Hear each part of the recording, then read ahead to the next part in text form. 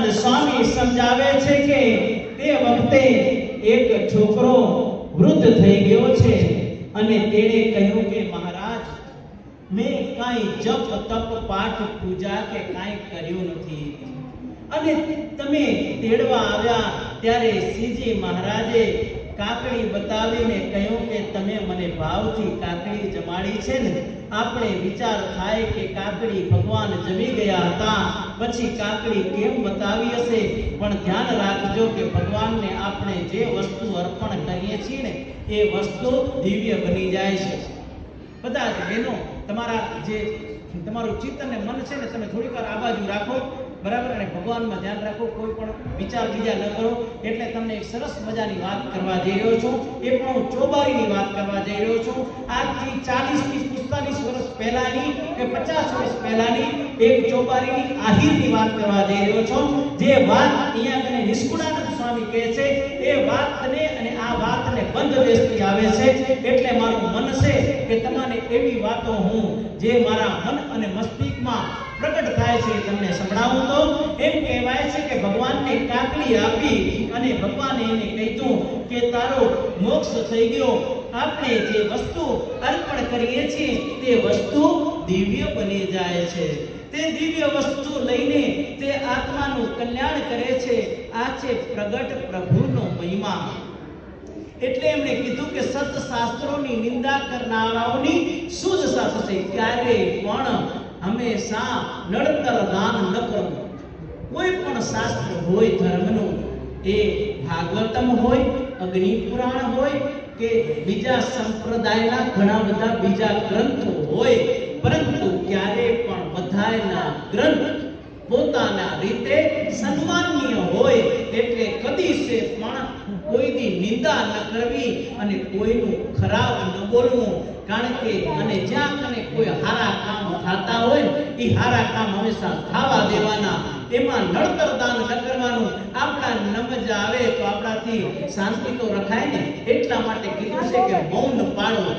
મૌન પાળવામાં મોટા મોટો ફાયદો એ કે આપણાથી કોઈને ક્યાંય એવું ન બોલાઈ જાય કે કોકનું સારું કામ થતું હોય ને એ કામ અટકાવવામાં આપણી વાણી ક્યાંય વપરાય.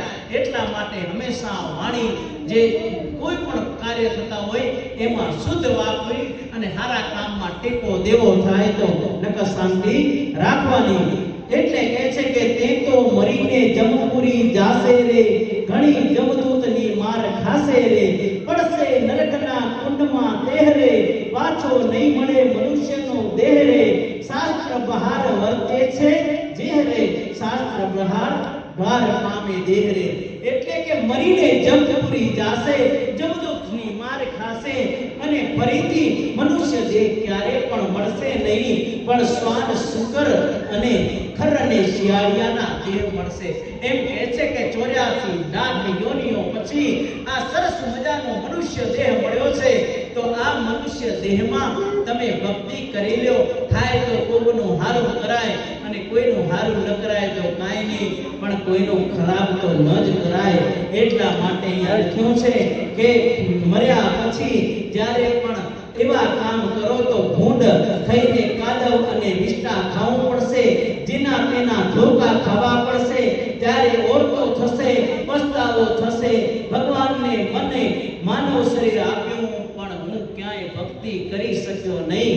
આમ જ્યારે વસવસો થાય પણ એ વસવસો ત્યારે કામ આવશે નહીં. અને પછી નિષ્કુળાનંદ સ્વામી કહે છે કે દુઃખ ભોગવવાનો વારો આવશે ત્યારે નિષ્કુળાનંદ સ્વામીને મુક્ત કહે છે કે હે મુમુક્ષુ, તે મને જે વાત પૂછી તે મને તને બરાબર રીતે સમજાવી. ક્યાં જીવ ક્યાં જગદીશ, ક્યાં ખદોત ને ક્યાં દિનેશ. જે કે જગજીવનથી થાય તે જીવથી કદી ન થાય. જીવ અને જગદીશ કાંઈ એક સરખા નથી. ભગવાન અને ભક્ત એક સરખા નથી. દિનેશ એટલે સૂર્ય, ખદોત એટલે રાતના ઝીણા ઝીણા જીવડામાં બળી જતો દેખાય. ક્યાં સૂર્યનો પ્રકાશ અને ક્યાં આ નાના જીવડા, તેને એક સરખા કોઈ દી ગણવા નહીં. ભગવાન સ્વતંત્ર છે, ભગવાન કરી શકે તેવું જીવથી કાંઈ થાય નહીં. નહીં. એટલે મેં હમણાં 5-7 દિવસ પહેલા પણ કીધું હતું કે એક મેસેજ લખ્યો હતો કે આત્મા સ્વતંત્ર છે, શરીર સ્વતંત્ર નથી. કારણ કે શરીર ગમે ત્યારે બીમાર થઈ જાય, ગમે ત્યારે ક્ષણભંગુર થઈ જાય, અને આ બોડી છે ને એ ગમે તે જગ્યાએ પડી જાય, બરાબર. પણ આત્મા છે ને એ સ્વતંત્ર છે. ભારત બહાર જેટલા પણ ધર્મનો જન્મ થયો ને એને બે વસ્તુની ઉંમરની ગણતરી કરી, એક શરીરની અને મનની. અને ભારતની ભૂમિ ઉપર જેટલા ધર્મનો ઉદ્ભવ થયો ને એમાં એને 3 વસ્તુની ઉંમરની ગણતરી કરી, એક તો શરીરની, એક મનની અને ત્રીજી આત્માની. તમે જોજો ઘણીવાર તમને દેખાશે કે 60-70 વર્ષનો બાપા હોય એ બચકાની વાતો કરતો દેખાય છે, પણ ક્યાંક 11-12 વર્ષનો તમારો દીકરો હશે એ ક્યાંક જાજરમાન વાતો કરતો દેખાશે. ત્યારે વિચારવાનું કે 70 વર્ષના બાપા, એની શરીરની ઉંમર તો 70 વર્ષ છે, પણ એની મનની ઉંમર કેટલી છે? 10-12 વર્ષ. અને 11 વર્ષનો દીકરો છે, એની ઉંમર સમજી લો કે 11 વર્ષની શરીરની છે, પણ એના મનની અને એના આત્માની ઉંમર કદાચ હજારો વર્ષ હોઈ શકે. કારણ કે માણસ ગયા જન્મમાં કેટલી મેમરી લઈને આ ભારત ભૂમિ ઉપર આવે કે વિદેશમાં આવે એની કોઈ નક્કી નથી. કારણ કે આત્મા તો અજન્મા છે, આત્માનો ક્યાંય જન્મ નથી. માત્ર ને માત્ર નષ્ટ થાય તો આ શરીર નષ્ટ થાય, પણ કાંઈ આત્મા મરતો નથી. આત્માને કોઈ સૂકવી શકતો નથી, અગ્નિ બાળી શકતો નથી, વરસાદ એને ભીજવી શકતો નથી. નૈનમ છેદંતી શસ્ત્રાણી નૈનમ ભાવતી ભાવવ મૈયા શક્ત મના પાર્થ યોગમ યુજ્ઞન મદાશ્રય અસમ સૈવ સમગ્ર મામ યથા ગ્રાસ્ય સિદ્ધચ્છુમ. એટલા માટે આત્મા છે એ સ્વતંત્ર છે. કારણ કે એક પુરુષનો જન્મ થાય કે એક સ્ત્રીનો જન્મ થાય, જન્મની સાથે જવાબદારીઓ ચાલુ થાય અને છેલ્લો સમય આવે ત્યાં સુધી એની જવાબદારી પૂરી ન થાય. પણ જેમ દશરથ રાજાને જ્યારે છેલ્લો સમય આવે ત્યારે આરિસામાં જોવે તો કે મને હવે ધોરા વાળ આવી ગયા છે, એટલે મારે હવે ભક્તિ કરવી જોઈએ, મારી બધી જવાબદારીઓ મારા છોકરાઓને દઈ દેવી જોઈએ. એમ આપણે પણ આપણા ધોરા વાળ દેખાય તો આપણા છોકરાઓને જવાબદારીઓ દઈ અને પછી ભગવાન સ્વામિનારાયણમાં મન લગાવવું જોઈએ. ભગવાન કૃષ્ણમાં, કાળિયા ઠાકરમાં, દ્વારકાધીશમાં જ્યારે મન લગાવો ત્યારે ભગવાન શું કહે કે યમ યમ વાપી સ્મરણ ભાવમ તજત્યંતે ક્લેવરમ તત્તમ વેતિ કોંતે સદા તદ ભાવ ભાવિતા તસ્માત સર્વેષુ કાલેષુ મામ સ્મર યુધ્ય ચ.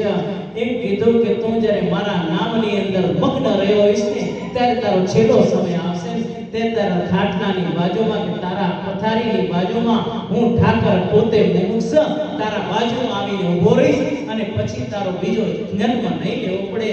કારણ કે એક વખતની વાત છે. કારણ એક માણસ રોજ જાય અને એ અધર્મ કામ કરે, પણ એને એક દી વિચાર આવ્યો કે આટલા બધા અધર્મ કામ કરું છું તો લેને આજ કામ હું ઠાકરની ભક્તિ કરી લઉં. કારણ કે ઠાકરની ભક્તિનો વિચાર ક્યારે આવ્યો કે મંદિરની બાજુમાંથી પસાર થતો હતો ત્યારે મંદિરની ત્યાં કને આરતી ઝાલર વાગતા હતા, આરતીને ઝાલર વાગતા હતા. એટલે ત્યાંથી ઉમાપતિને ને પોઝિટિવ ઓરા એના મન અને મસ્તિષ્કની અંદર આવ્યો અને ત્યાંથી મંદિરમાં આવ્યો અને મંદિરમાં આવીને એમ લાગ્યો કે હું ભગવાનની ભક્તિ કરું તો છૂટી જાઉં. એટલા માટે તમારા બધાને કહું છું કે આવું મસ્ત મજાનું મંદિર સ્વામિનારાયણ ભગવાનનું હોય કે ગામમાં રામનું હોય કે ભગવાન શિવનું હોય, મંદિરે જાજો જરૂર અને ત્યાં કને જઈને પ્રાર્થના કરજો કે હે ભગવાન, મારાથી ભૂલે ચૂકે કાંઈ પણ મારાથી કર્મ થયા હોય ને તો એને ખૂબ દયાળુ છો, 1000 હાથો વાળો છો, શંખ ચક્ર ગદા અને પદ્માળાના અલંકાર વડે ભગવાન તમે અલંકૃત છો. તો તમે આ એક જીવ તમારા શરણમાં આવ્યો તો તમે એને માફ કરી દેજો. કારણ કે એક વાત તમને યાદ હશે, એક રેકડી હલાવતો બચારો 60-70 વર્ષનો બાપા સફરજન વેચતો હતો અને ત્યાં કને આવીને કોકેને ખોટા સિક્કા દઈ દેતા હતા, સાચા સિક્કા દઈ દેતા હતા. એક માણસે પૂછ્યું કે બાપા તમને આ ખોટા સિક્કા દે છે તો તમે તમે કેમ એને સફરજન આપો છો? એ કે આ બધાય દઈ જાય છે એને ખબર નથી, પણ મને તો ખબર છે. અને જેથી આવો એક ખોટો સિક્કો ભગવાનના ચરણમાં જશે તો ભગવાન એને નહીં સ્વીકારે. બરાબર, આવો ભાવ હોય, આવી ભક્તિ હોય ત્યારે ઠાકર તમને બહુ સ્વીકાર કરે. એટલા માટે સ્વામી નારાયણ